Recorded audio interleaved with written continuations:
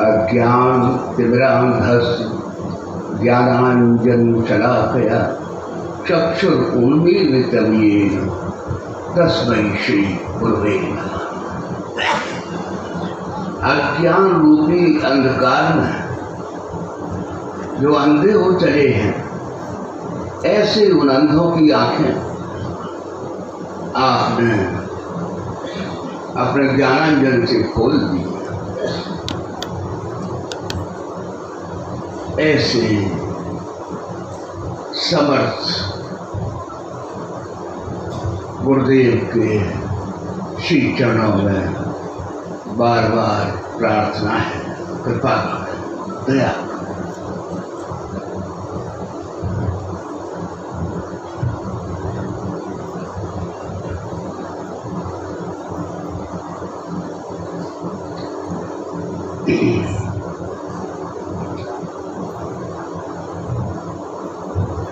उनकी उपस्थिति है यहाँ पर। जन समूह यहाँ पर बैठा हुआ है, कितना शांत वातावरण है, सब उन्हीं के तरफ देख रहे हैं, उन्हीं का आकर्षण जो है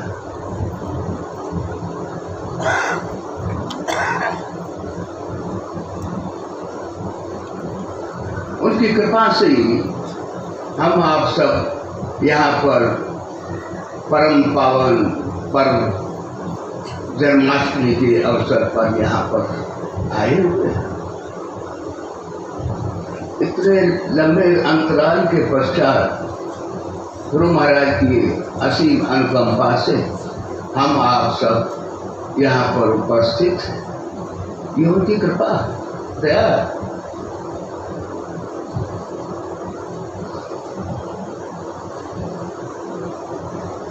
आज ही मेरे अनुज प्रिय कृष्णकांत का जन्मदिन है। उनके लिए मैं आप सबसे प्रार्थना करता हूँ कि उन्हें लंबी आयु के लिए साथ साथ स्वस्थ होने के लिए प्रार्थना सुनते हैं। वो प्रार्थना दिल से स्वस्थ रहे, प्रसन्न रहे। और आज ही हम सबका सौभाग्य है, परम सौभाग्य कहना चाहिए कि युग पुरुष मंगले भैया साहब, परम संत श्रीयुत हेमंत कुमार जी महाराज का जन्मदिन है। उनकी 101वीं जन्म शती है। उनका अवतरण पर्व है। कैसे थे, क्या थे, कुछ कहने में आता नहीं। एक मराठी संत तुकाराम जी कहते हैं,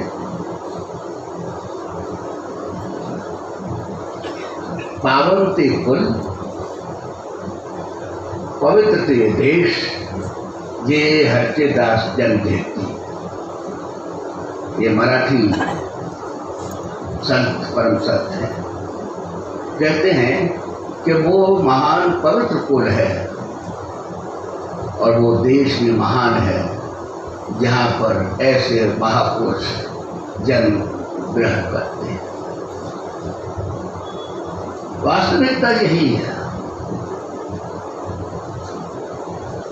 संतों के पावन जीवन चरित्र को पढ़ करके, सुन करके, कह करके एक आनंद की अनुभूति होती है। वो अवर्णनीय है, कहने में आता नहीं है। कितना भी कहते चले आप, पूरी होगी नहीं, क्योंकि वो किस लोक से आकर के पधारे, कहाँ के थे, क्या थे, कैसे कृपा कर गए और गुरु महाराज के पवित्र इस कुल में जन्म ग्रहण किया। द्वितीय पुरुष के पुत्र के रूप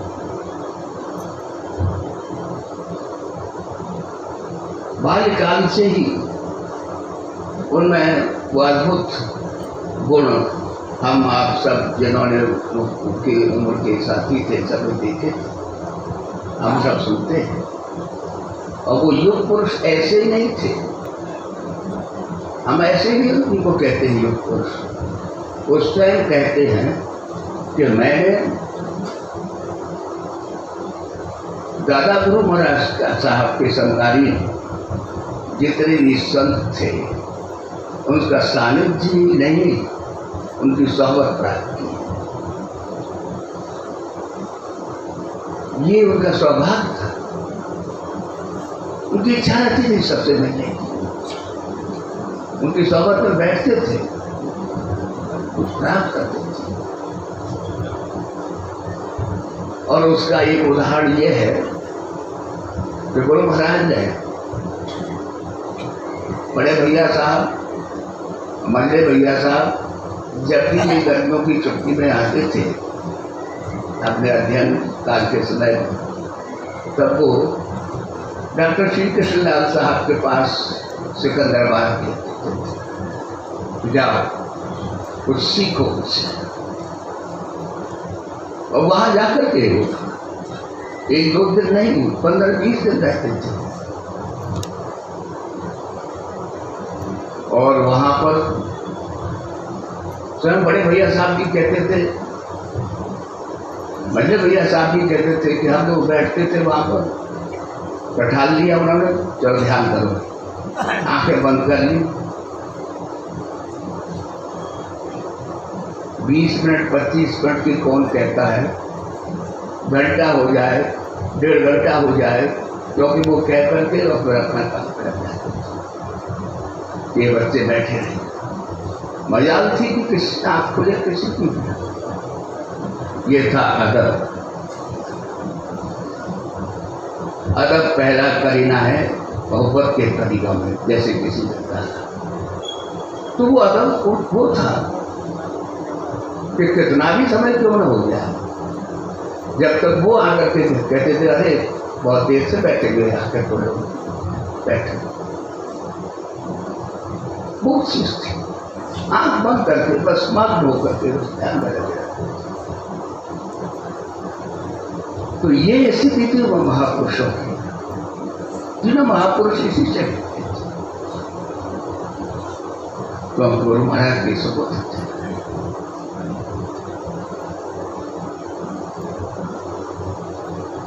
उन्होंने हमें क्या किया कहने में आता नहीं है। सबसे पहले तो मैं ये कहूँगा कि उन्होंने सत्संग में बैठना सिखाया।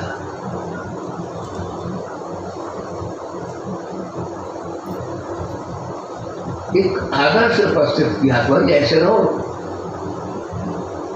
अनुशासन, अथ योग अनुशासनम। योग क्या है? अनुशासन।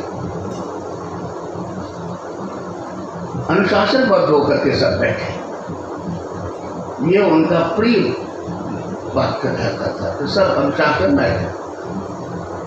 आप आपने पढ़ाई ये जानते ही हैं कि ये पंच महाभूत जो हैं वो भी एक दूसरे से विरोधी हैं।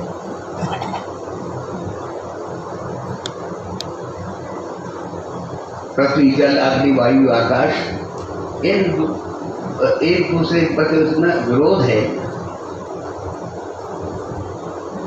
पृथ्वी मिट्टी पानी को सोख लेती, पानी मिट्टी पानी को गंदा कर देता है। इस तरह से इन सब महाभूतों में आपस में विरोध है, लेकिन उस परम शक्ति के कारण वो अनुशासनबद्ध है, एक दूसरे से मित्रताबद्ध है। ऐसे ही संतों में देखी जाती है कि वो बस एक अनुशासनबद्ध कहते हैं, स्वयं भी रहते हैं, दूसरों को भी। तो वो स्थिति थी उनकी सबसे पहली चीज। गुरु महाराज ने जब LLB पास कर चुके थे, उसके पश्चात कलकत्ते में बहुत अच्छे पद पर नियुक्त हो गए थे। कुछ समय बाद गुरु महाराज ने देखा कि कार्य बहुत बढ़ता चला जा रहा है, आपकी दृष्टि पूरी के प्रति हुई, आपके प्रति हुई, तो ये कहा कि वापस आ जाओ, वापस जाओ। बुला लिया। क्यों बुला लिया? कि सब जितना भी कार्य जो था सबको सुपुर्द तुम।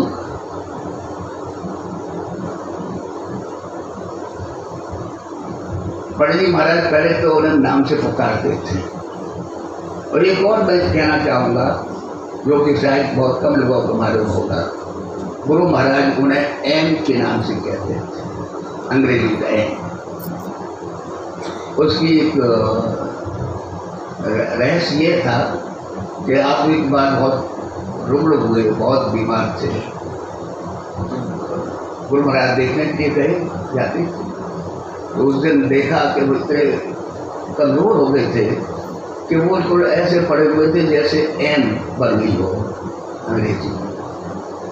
तो गुरु महाराज ने उनसे देखा, अरे ये तो बिल्कुल एम हो गया है। उसके बाद में उनका एम भी गुरु महाराज स्वयं कहते थे। परम पंडित जी महाराज भी कभी बहुत समय तक कहते थे, जब तक यहाँ पर वो उन्होंने कार्यभार में किया। उसके बाद वो मैनेजर कहते थे, मैनेजर साहब, पत्र लिखते थे मैनेजर साहब। मतलब इस तरह से ये स्थिति उन्होंने प्राप्त की। गुरु महाराज ने वो नाम रखा था, वो शायद बहुत कम लोगों को मालूम।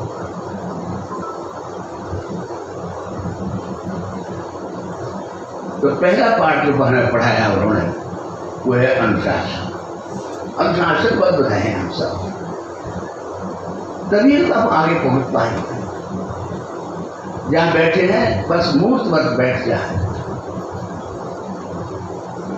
जैसे कि उन्होंने स्वयं कहा कि हम लोग बैठ जाते थे, एक एक घंटा 1.5 घंटा हो जाया करता था, मजाक थी किसी की आपको और देखा इधर तो ये था अदब और अनुशासन। दूसरी साहित्य का प्रकाशन और प्रचार उनके ज़माने में जितना हुआ किसी के ज़माने में हुआ, और महापुरुष होने का चलता रहा बहुत अच्छा। लेकिन आपने विशेषकर साधन को, तो साधन के प्रकाशन और उसमें प्रचार में तो क्रांति ही ला दी। कहाँ तो लोग कितने हो गए थे ग्राहक उस समय, क्योंकि उनका उद्देश्य यही था कि गुरु महाराज का ये मिशन, ये साधना और उनके भाव लोगों को अधिक से अधिक पहुँचे और लोग लाभान्वित हो जाने उस चीज को क्या है, किस स्थिति के। गुरु महाराज की बस वाणी का, परम भागवती वाणी का वो प्रचार प्रसार करते हैं। तीसरी चीज उनका गुरु महाराज के प्रति अगाध स्नेह। कोई जगह लिखते हैं, न हम अपनी तरफ देखते हैं न किसी और की तरफ देखते हैं, हम तो गुरु महाराज की तरफ देखते हैं और उनको देखते हुए उनके काम का अंजाम किया करते हैं। ये शरीर उनका, ये कार्य उनका, इसकी सफलता आज उनकी। इस तरह से वो बिल्कुल अलग थे। कार्य सब कुछ करते थे, लेकिन करते हुए भी वो बिल्कुल अलग थे। कभी अपना समझा ही नहीं कि मैं कर रहा हूँ, गुरु महाराज करा दे। ये बहुत ऊंची स्थिति की बात है, हर एक समझ नहीं पाएगा इसको। किस स्थिति से महापुरुष थे कि वो यही समझते थे गुरु महाराज करा रहे, मुझसे जो भी करा रहे हैं गुरु महाराज करा रहे हैं, मैं कुछ क्या। तो ये चीज पहले पुरुषों में प्राप्त होती है। जितने भी उनके प्रवचन इत्यादि और लेख हैं, उनका आदम देखिए कितना था। परम भागवत पंडित जी महाराज और बड़े भैया साहब की जिक्र जरूर था। गुरु महाराज गुरु माँ की तो रहती थी, उसके साथ साथ ही कहते कि मैं सबसे ज्यादा वादे करता हूँ वो है परम भाव पंडित जी महाराज, दूसरे परम पूज्य बड़े भैया साहब। वो कहते थे ये तो बिल्कुल गुरु महाराज की अनुकृति है, बिल्कुल वही है। इन्होंने जो कार्य करके दिया है वो गुरु मिशन को कहाँ से कहाँ पहुँचा दिया है, उनके लिए कोई शब्द नहीं। विशेषकर पंडित जी महाराज के लिए तो बहुत कुछ है, उन्होंने बहुत कुछ कार्य किया है।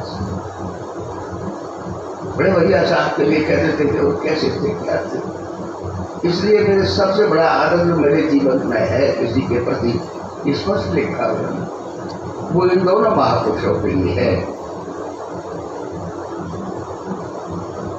तो उन्होंने सब कुछ अपना खोल कर सब आप सबको ध्यान रख दिया कि कैसे क्या क्या क्या काम किया। ऐसे महापुरुष के लिए जितना भी कुछ कहा जाए लिखा जाए अब वो नहीं है।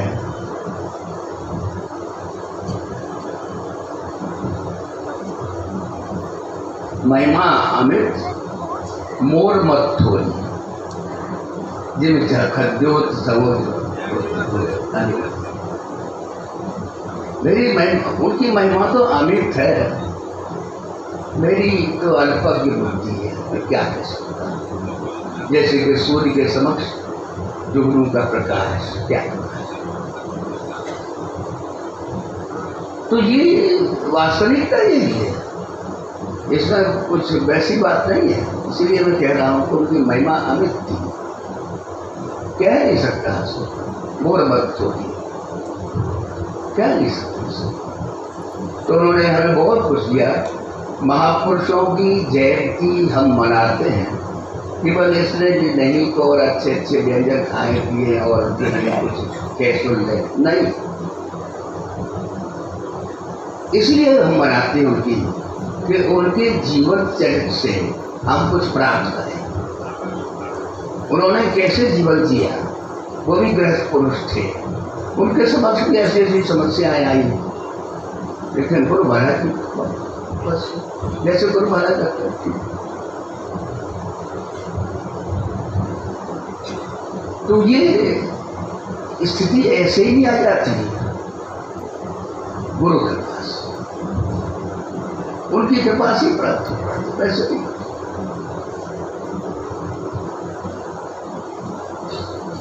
उसके लिए बस उनसे प्रार्थना करते रहे, हे करुणानिधान, हे परमात्मा, हे गुरु महाराज, आपने जो भी प्राप्त किया है हम भी प्राप्त कर पाए, हम भी आपके चरणों को भी देखते हुए आगे चले, हम भी देखें आपके जीवन में कैसा कैसा कुछ कठिनाइयाँ भी आई, बहुत ऐसी आई, उनमें पर कुछ होता है गुरु महाराज की जैसी इच्छा। तो ऐसे महापुरुष के लिए हम बैठे हुए हैं, कह रहे हैं जितना कह पाते हैं, पूरा कह नहीं पाते हैं, उनसे प्रार्थना करते रहे कि हम सब पर भी कृपा कर, दया कर, कुछ हम भी सीख पाए, जान पाए। लेकिन होगा उनकी कृपा से। एक उनका देख लें, पहले ही चीज अनुशासन, कि हम अनुशासन पर बैठते हैं, सत्संग में जाते हैं, अनुशासन से रह पाते हैं, नहीं कह पाते।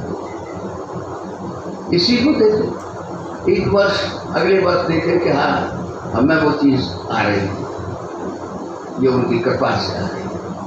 और सत्संग के प्रचार प्रसार, ये गुरु महाराज की, पंडित जी महाराज की साहित्य के प्रचार प्रसार का जो इतना काम उन्होंने किया, हम भी कुछ इसका थोड़ा बहुत साधन की पत्रिका जो है और घर घर सबको पहचाने, सबके साथ में पहुँचाने। ये सब चीज़ें जो है आदर्श हैं, उनके जीवन में जो कुछ उन्होंने किया बस वो एक छाप छोड़ जाते हैं महापुरुष। पंडित जी महाराज कहा करते थे जैसे कोरे कागज पर किसी की छाप लग जाती है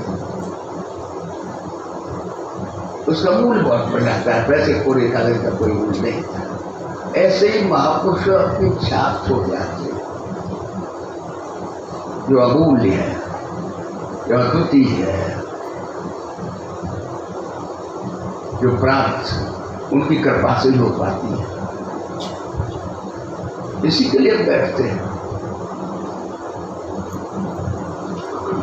अब हम सब लोग उन्होंने जो दिया है हमें उसे स्मरण करते रहें।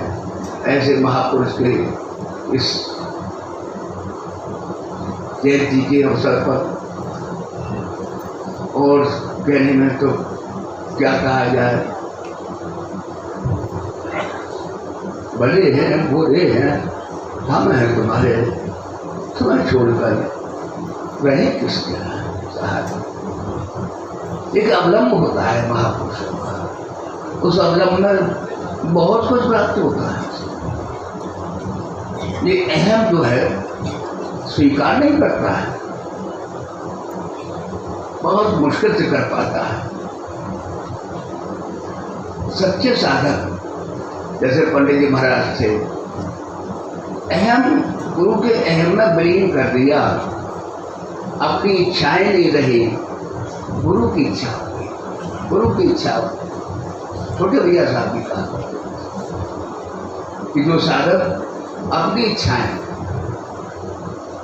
गुरु की इच्छा में विलीन कर देता है, अपने अहम को गुरु को समर्पित कर देता है, वही कुछ सच्चा गुरुमुख शिष्य है। जैसे गुरुमुख और गुरु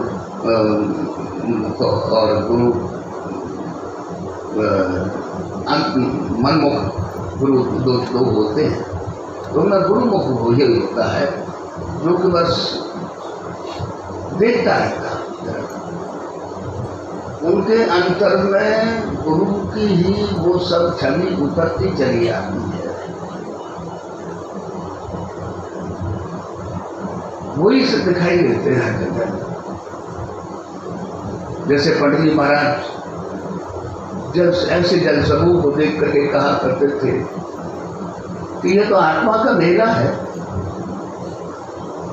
उन्हें मनुष्य या महिलाएं या कोई बड़े बुजुर्ग या कोई छोटे बच्चे कोई नहीं दिखाई देते।